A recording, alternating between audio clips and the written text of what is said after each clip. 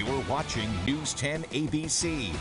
Welcome back. Halloween weekend is here, and law enforcement reminding kids and parents of those important safety reminders if they're heading out to trick or treat. Also reminding you not to get behind the wheel if you've been drinking. I'm joined this morning by Captain Daniel Morley from the Saratoga County Sheriff's Office. Thank you so much for joining us in studio. Good morning. Thank you for having me. So we know that Halloween weekend is a time where there are more pedestrians and potentially more people indulging in alcoholic beverages. That's true. Statistically speaking, in the year 2020, there was one person killed in a drunk driving crash every 45 minutes in the United States. That results in about 1/3 of all fatal traffic crashes in the U.S. being alcohol related. You add to the mix that a child is about 2 times more likely to get hit by a car on Halloween evening than any other evening in the entire year, and you've got the potential for a perfect storm. And also, some of those children will be wearing costumes, potentially masks, impacting their ability to see when they're out and about. So what should parents do to make sure that their children are trick-or-treating safely and are in groups where they will be seen? I think you just hit it right on the head. Visibility is the biggest thing. A lot of those crashes that I just referenced a moment ago, it's suspected that low visibility played a role in it, at least in some part.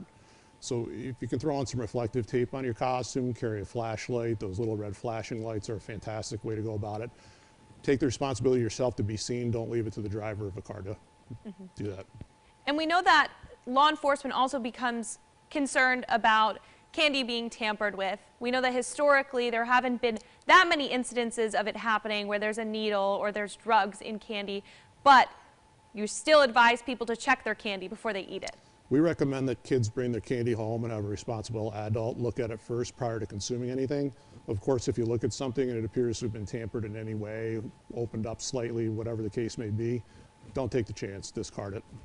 And how about so many local organizations having their own trick-or-treating events? Going to people's houses and knocking on strangers' doors is becoming more and more a thing of the past. So how about that familiarity aspect of Halloween in ways that you can celebrate safely? We recommend that people stay to houses where they're familiar with the people. Don't go to strangers' places. The trunk or treat thing is a phenomenal idea. I kind of wish they had it when I was young, but it's something that's taken off in recent years, and it's a great way to participate. Absolutely. We want to pull up some more of those DWI statistics from Halloween past, if we can pull those numbers up. I believe we have them queued up. There they are. During Halloween night, 2016 to 2020, 129 people were killed in drunk driving crashes. And then in 2020 alone, 56 people were killed on Halloween night in drunk driving crashes. Those statistics are staggering. It's astounding, really. If you think about it, it's 56 lives in the latter case you just mentioned, that were lost completely preventably.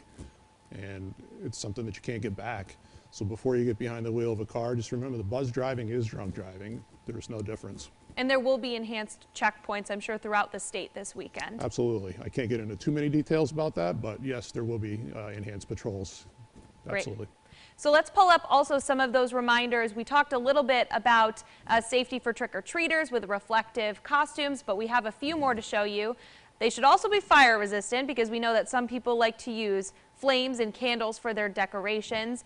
Reflective tape and flashlights, always a good idea, sticking to familiar areas, and also having a fully charged phone or a locator app. That was a new one that I noticed, turning on that Find My Location on your iPhone for a trusted family member or friend. It's a great way. Trust me, I've lost my keys before and I use it for that now, but if you have a kid that's out and you want to make sure you know where your child is at all times, that's a great way to go about doing it. Great.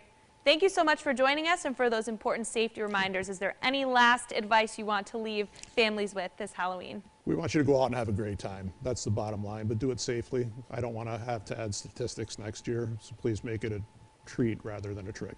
All right, Captain Morley, thank you so much for joining us this morning. And once again, have a great Halloween weekend, but be safe. We'll be back with more